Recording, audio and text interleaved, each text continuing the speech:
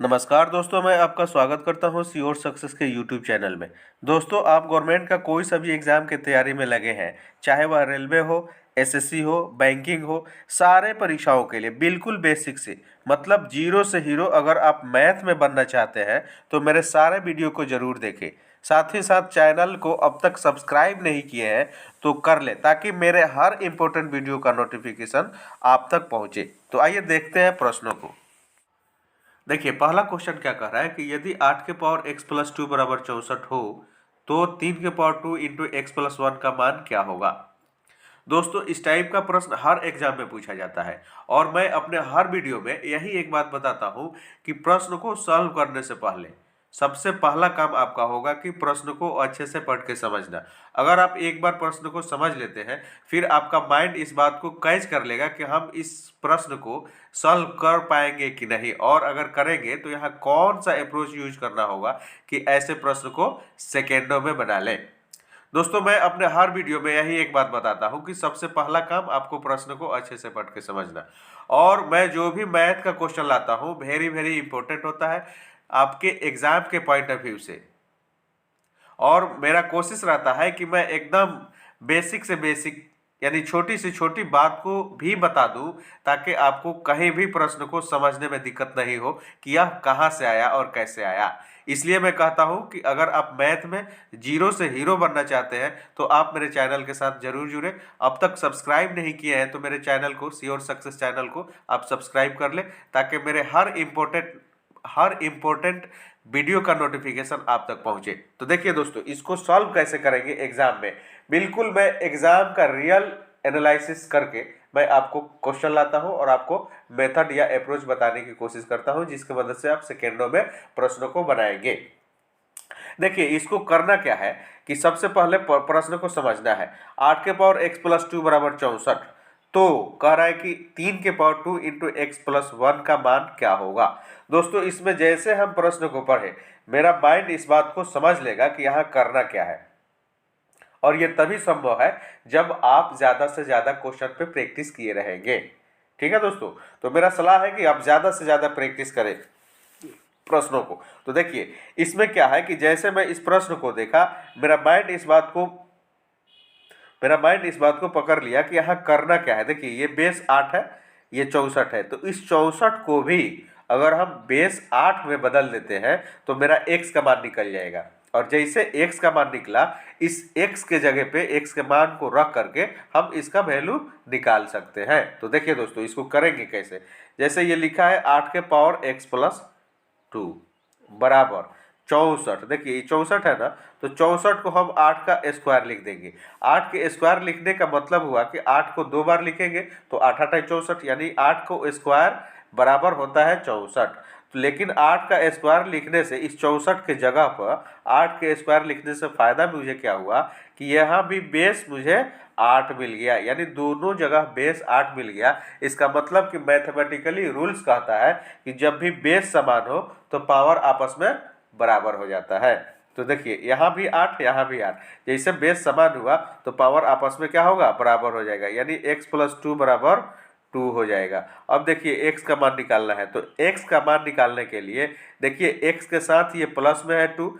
जब भी हम लेफ्ट से राइट या राइट से लेफ्ट में लाते हैं किसी भी अंक को या किसी भी संख्या को, तो साइन बदल जाता है, मतलब कि चिन्ह बदल जाता है। जैसे यहाँ पहले से 2 दिया हुआ है, ये तो 2 लिख दिए, लेकिन इस 2 को लेफ्ट से राइट में लाएंगे तो क्या होगा, साइन इसका बदल जाएगा, यानी कि प्लस में है तो माइनस में हो जाएगा। इसका मतलब क्या हुआ कि x बराबर, x का मान कितना आया, 2 में से 2 गया, यानी 2 में से 2 गया 0। इसका मतलब कि x बराबर 0 आ गया। अब इसी x के मान को हम इस यहाँ पे पुट कर देंगे तो मेरा वैल्यू पता चल जाएगा। जैसे चलिए, 3 के पावर 2 है इंटू एक्स प्लस 1, एक्स का मान कितना आया है जो दोस्तों, 0 आया है, तो x के जगह पे 0 रख देंगे, और 0 और प्लस 1 यानी 0 के साथ 1 को जोड़ेंगे तो 1 ही आएगा, और 2 को 1 के साथ गुना करेंगे तो 2 आएगा। इसका मतलब कि क्या हुआ, 3 के पावर 2 आ गया, तो 3 के पावर 2 बराबर कितना होता है, 9, यानी 3 का स्क्वायर 3 3 का 9 होता है, जो कि ऑप्शन नंबर में बी में दिया हुआ है दोस्तों। तो इसका राइट आंसर क्या हो जाएगा, ऑप्शन नंबर बी, यानी राइट आंसर 9 हो जाएगा। ठीक है दोस्तों, देखिए कितना आसान से, कितना आसान मेथड से मैं बताने की कोशिश करता हूँ। मैं उम्मीद करता हूँ कि आप मेरे बताए हुए इस अप्रोच को अच्छे से समझ लिए होंगे, और अगर इस तरह का प्रश्न एग्जाम में पूछेगा तो आप आसानी से बना भी लेंगे। आप ज़्यादा से ज़्यादा प्रैक्टिस कीजिए, कोशिश कीजिए कि पहले अपने से बनाइए, फिर अगर नहीं बनता है तो मेरे वीडियो को चला के प्ले करके फिर देखिए, मेथड को समझिए, फिर अपने से बनाइए। 2-3 बार आप देखिए, 2-3 बार बनाइए, 2-3 बार चलाइए, तो मैं उम्मीद करता हूँ कि आप मैथ में अच्छा कर जाएंगे। तो देखते हैं नेक्स्ट क्वेश्चन। दोस्तों, मैं जो भी क्वेश्चन लाता हूँ वो एग्जाम के पॉइंट ऑफ व्यू से वेरी वेरी इंपॉर्टेंट होता है। जैसे देखिए, ये क्वेश्चन बहुत इंपॉर्टेंट है, यानी वेरी वेरी इंपॉर्टेंट कह सकते हैं इसको। दोस्तों, यह एग्जाम में हर बार पूछा जाता है, यानी किसी न किसी एग्जाम में हर बार इस टाइप का क्वेश्चन पूछा जाता है। ऐसे क्वेश्चन को ज़्यादातर स्टूडेंट क्या करेंगे कि देख के ही छोड़ देंगे, क्योंकि बहुत लंबा क्वेश्चन है। लेकिन आपको वैसे नहीं करना है, आपको पढ़ना है पहले और समझना है, और एक बार अगर समझ लेते हैं तो आपका माइंड इस बात को पकड़ लेगा कि यहाँ कौन सा अप्रोच हम लगा के इसको सेकंडों में सॉल्व कर दें। तो देखिए मैं कैसे बताता हूँ इस क्वेश्चन को, आप अच्छे से समझिए। देखिए, कह रहा है कि दो पाइप ए बी है, दो कोई पाइप है, ए है और बी है। एक हौज को क्रमशः 30 मिनट और 40 मिनट में भर सकते हैं। दोनों पाइपों को एक साथ चालू किया जाता है। यदि हौज को 24 मिनट में भरना है तो दूसरे पाइप को बंद करना चाहिए। दोस्तों, पढ़ने के साथ साथ आपको समझना भी है, बस यही चीज तो आपको एग्जाम में सफलता दिलाएगा। यही छोटे छोटे पॉइंट को आपको सीखना है, और वही चीज़ मैं बताता हूँ जो कि रियल एग्ज़ाम में एनालिसिस हम जो करते हैं वही आपके साथ शेयर करते हैं दोस्तों, कि जिससे कि आपका सफलता निश्चित हो जाए। देखिए, कह रहे हैं कि दो पाइप ए तथा बी एक हौज को क्रमशः 30 मिनट 40 मिनट में भर सकता है। तो इसके लिए क्या करेंगे, तुरंत लिखेंगे कि दो पाइप है, ए है और कोई बी पाइप है। कह रहा है कि 30 मिनट में भरता है और दूसरा 40 मिनट में भरता है। जैसे क्वेश्चन कहा वैसे मैंने लिख दिया। आगे क्या कह रहा है, दोनों पाइपों को एक साथ चालू किया जाता है यदि हौज 24 मिनट में भरना है। यानी दोनों पाइप को एक साथ चालू किया जाता है, लेकिन कंडीशन क्या लगा दिया है कि 24 मिनट में ही उस हौज को भरना है। अब हौज की कैपेसिटी क्या है ये हमें पता नहीं है, तो दोस्तों हौज की कैपेसिटी निकालने के लिए इन दोनों का एलसीएम निकाल देंगे, वही हौज का क्षमता हो जाएगा, यानी टैंक का क्षमता हो जाएगा कि कितना लीटर पानी उसमें अटेगा। तो 30 और 40 का एलसीएम दोस्तों क्या हो जाएगा, 120 हो जाएगा। आप लिख के भी निकाल सकते हैं, वरना अगर आपको आता हो तो डायरेक्ट लिख सकते हैं। 30 और 40 का एलसीएम क्या हो जाएगा दोस्तों, 120। आगे क्या कर रहा है, दोनों पाइप को एक साथ चालू किया जाता है और हौज को यदि हौज को 24 मिनट में भरना है, यानी लिमिट लगा दिया है, तो दूसरे पाइप को यानी पाइप बी को कब बंद करना होगा। इसका मतलब क्या कह रहा है, देखिए सवाल को समझिए अच्छे से। इसका मतलब क्या कह रहा है कि बी को बंद करना है, यानी बी को बंद करना है, ए चालू रहेगा। एक कितने देर तक चालू रहेगा दोस्तों, तो 24 मिनट तक चालू रहेगा। बस यहीं पे प्रश्न का हम आंसर ला सकते हैं। देखिए 30 से भाग दीजिए, ये क्या है कि 30 क्षमता है 120 लीटर भरने के लिए, तो इसका क्षमता क्या होगा, 30 से भाग देंगे तो 3 चौका 12, यानी कि 1 मिनट में 4 लीटर भरेगा। कौन, पाइप ए। उसी तरह से बी के लिए देखेंगे कि 1 मिनट में कितना लीटर भरेगा। अगर टोटल क्षमता 120 लीटर का है टैंक का, तो ये बी भर रहा है 40 मिनट में पूरे टैंक को, तो 1 मिनट में कितना भरेगा, 120 को 40 से भाग दे देंगे तो 4×3=12, यानी 3 मिनट लग जाएगा इसको। यानी कहने का मतलब है कि एक मिनट में 3 लीटर भरेगा, और ए पाइप 1 मिनट में 4 लीटर भरेगा। टोटल क्षमता कितना है, 120 का। अब देखिए, अब क्वेश्चन क्या कहा है कि 24 मिनट में ही भरना है, तो 24 मिनट में भरना है। ए के साथ कुछ नहीं करना है, बी पे कंडीशन लगाया है कि बी को 24 मिनट, बी में 24 मिनट में भरना है। कितने देर तक, यानी कितने देर चलाने के बाद बी को बंद करेंगे। तो चलिए, ए को बंद अब नहीं कर रहा है, ए 24 मिनट तक चलेगा, तो 1 मिनट में 4 लीटर भर रहा है, तो 24 मिनट में कितना दोस्तों भरेगा, तो 24 गुने 4, 24 चौका क्या होता है, 96, यानी ए 96 लीटर भर दिए 24 मिनट में। अब जो बचा उसी से तो भरवाएंगे। अब बचा कितना, तो तो 96 120 भरना है, जिसमें 96 भर गया तो बचा कितना 4 20 24, यानी 24 लीटर अभी भरना है। तो 24 लीटर भरना है और भरेगा कौन, तो बी भरेगा। तो बी का क्षमता 1 मिनट में कितना है 3 लीटर, तो 3 लीटर भर रहा है तो 3 से भाग दे देंगे 24 लीटर भरने के लिए, तो 3 बटे 24, यानी मतलब ये हुआ कि 8 मिनट बी को चला के बंद कर देंगे। दोस्तों 8 मिनट आ गया, जो कि ऑप्शन नंबर बी में है। देखिए कितना आसान तरीका से, कितना आसान अप्रोच में बताने की कोशिश किया हो। मैं उम्मीद करता हूं कि आप इस प्रश्न को अच्छे से समझ गए होंगे। पहले मेरा सजेशन होगा दोस्तों, आप इस वीडियो को अपने से बनाए, अपने मेथड को बनाए, फिर आप मेरे बताए हुए मेथड को समझिए और बनाइए। देखिए आपको कितना डिफरेंस होगा समय में। मैं उम्मीद करता हूं कि आप मेरे बताए हुए क्वेश्चन को अगर अच्छे से समझ लिए होंगे, कंसेप्ट को अच्छे से समझ लिए होंगे, तो एकदम सेकंडों में आप बना लेंगे। मैं समझाने की कोशिश किया हूँ इसलिए मुझे समय लग गया है, वरना ऐसे प्रश्न को सेकंडों में आप बना लेंगे, बशर्ते आप एक बार अच्छे से मेथड को समझ लिए रहेंगे तब। ठीक है दोस्तों, देखते हैं इसी तरह से नेक्स्ट क्वेश्चन। देखिए नेक्स्ट क्या कह रहा है कि एक परीक्षा में परीक्षार्थियों के 52% अंग्रेजी में अनुत्तीर्ण हुए। अनुत्तीर्ण मतलब फेल होता है और उत्तीर्ण मतलब पास होता है, तो यहाँ आपको समझने में डाउट नहीं होनी चाहिए। अनुत्तीर्ण हुए और 42% गणित में, यानी गणित में भी अनुत्तीर्ण की बात कर रहा है। तदनुसार यदि दोनों विषयों में 17% अनुत्तीर्ण रहे हों तो उन दोनों विषय में उत्तीर्ण परीक्षार्थियों का प्रतिशत कितना है। दोस्तों प्रश्न को पहले अच्छे से समझना है और देखना है कि इसमें पूछ क्या रहा है। तो देखिए पूछ रहा है कि दोनों विषय में उत्तीर्ण परीक्षार्थियों का प्रतिशत कितना है। दोस्तों जब भी इस टाइप का प्रश्न, आप प्रश्न को अच्छे से समझिए, जब भी इस टाइप का प्रश्न आपको मिले तो मैं एकदम छोटा सा ट्रिक समझ लीजिए या कॉन्सेप्ट समझ लीजिए, जो भी आपको समझना है समझ लीजिए। छोटा सा एकदम कॉन्सेप्ट मैं बता रहा हूँ जिसकी मदद से आप ऐसे प्रश्न को एकदम सेकेंडों में बना लेंगे। देखिए कह रहे हैं दोनों विषय में उत्तीर्ण। जब भी दोस्तों उत्तीर्ण पूछे, जैसे दोनों विषय में उत्तीर्ण की बात करें यानी उत्तीर्ण पूछे, तो पहले विषय में उत्तीर्ण को लिखना है। आप अच्छे से समझिए दोस्तों, पहले विषय में उत्तीर्ण प्लस दूसरे विषय में उत्तीर्ण मतलब क्या, पास। अब प्लस दोनों विषय में क्या लिखना है दोस्तों, यही एक समझने वाली बात है। दोनों विषय में अनुत्तीर्ण, अनुत्तीर्ण को हम फेल लिख सकते हैं क्योंकि जगह कम है, इसलिए अनुत्तीर्ण की जगह हम फेल लिख दिए। मतलब कि जब भी उत्तीर्ण पूछे तो उत्तीर्ण रखेंगे पहले विषय में, दूसरे विषय में उत्तीर्ण रखेंगे, अब प्लस लास्ट में दोनों विषय में फेल के परसेंट को लिख करके और जितना आता है उसको जोड़ के और माइनस क्या कर देंगे, 100 कर देंगे। दोस्तों यहीं पे आंसर मेरा आ जाएगा।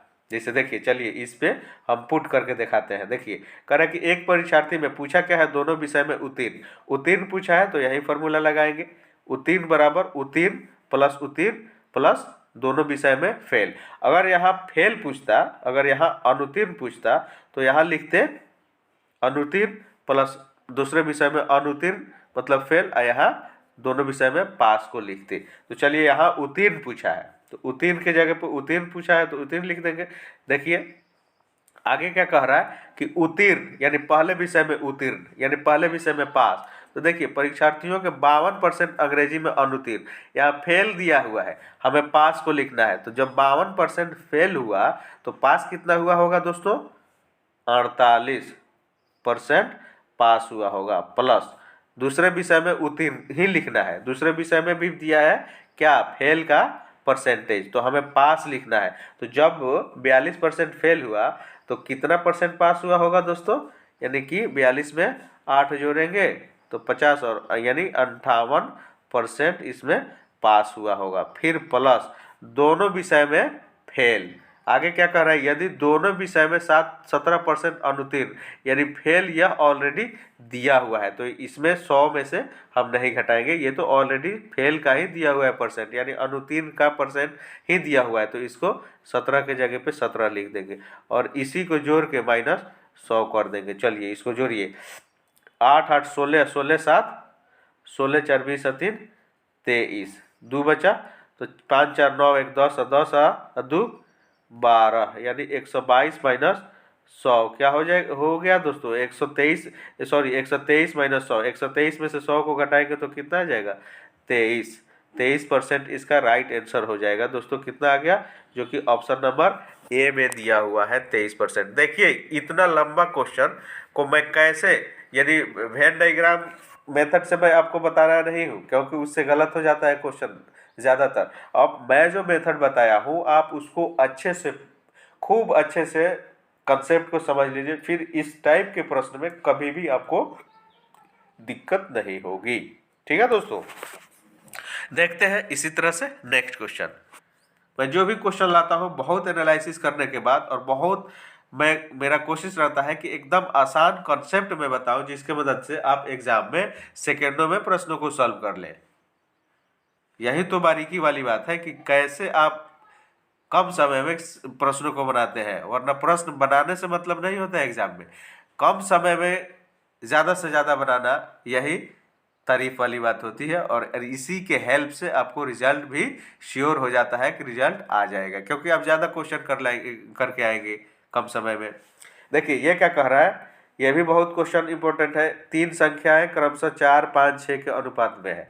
कोई 3 संख्या है जिसका अनुपात दिया हुआ है और उनका औसत 25 है, सबसे बड़ी संख्या ज्ञात करना है।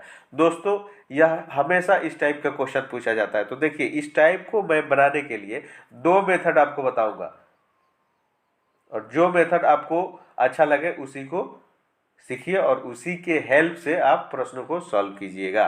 देखिए कह रहा है कि 3 संख्या है, 4x है, 5x है, प्लस 6x है। 3 संख्या हो गया, 4x 5x और 6x अनुपात में है, और उनका औसत 25 है। चूंकि हमें पता है कि औसत बराबर होता है अंकों का योग, इसलिए हम लिख दिए हैं पहले ही अंकों का योग। औसत कितना दिया हुआ है 25, औसत बराबर होता है, यानी ये औसत बराबर होगा अंकों का योग बटा अंकों का संख्या। 1 2 3 3 है, तो 3 से बटा करके और इसको क्रॉस मल्टीप्लिकेशन करके x का मान हम फाइंड कर सकते हैं। तो देखिए 25 तिहाई 75, क्रॉस कीजिए, 25 के साथ 25 को 3 के साथ गुना कीजिए, तो 25 तिहाई क्या हो जाएगा दोस्तों 75, बराबर ये 4 5 9 9 6 15x। ठीक है, 15 से कटेंगे 15 बचे 75, यानी x का वैल्यू क्या आ गया 5, x का मान 5 आ गया। तो सबसे बड़ा संख्या पूछ रहा है, तो सबसे बड़ा संख्या दोस्तों यही है, ये 4x है, 5x है, 6x है, सबसे बड़ा यही है। तो 6 के साथ x मल्टीप्लाई में है, यानी गुना में है, तो इसको 6 गुने 5 कर देंगे, x की जगह पे एक x लिख देंगे, तो 6 5 30 हो जाएगा। दोस्तों आप ऐसे भी बना सकते हैं, लेकिन मैं दूसरा मेथड बता रहा हूँ। देखिए इससे कितना जल्दी बनाएंगे ऐसे प्रश्न को। देखिए दूसरा मेथड क्या है, जैसे कहें 3 संख्याओं क्रमशः 4 5 6 के अनुपात में है, यानी अगर अंतर समान हो तो बीच वाला संख्या हमेशा औसत होता है। ये बीच वाला संख्या 5 है और इसी का वैल्यू देखिए यहाँ दिया हुआ है कि औसत 25, यानी कि 5 यूनिट का मान 25 है, तो 1 यूनिट का मान क्या होगा दोस्तों 5 25, यानी 1 का मान क्या हो जाएगा 5। तो इसलिए बड़ा संख्या पूछा है, तो 5 को 6 के साथ गुना कर देंगे तो 6 5 30।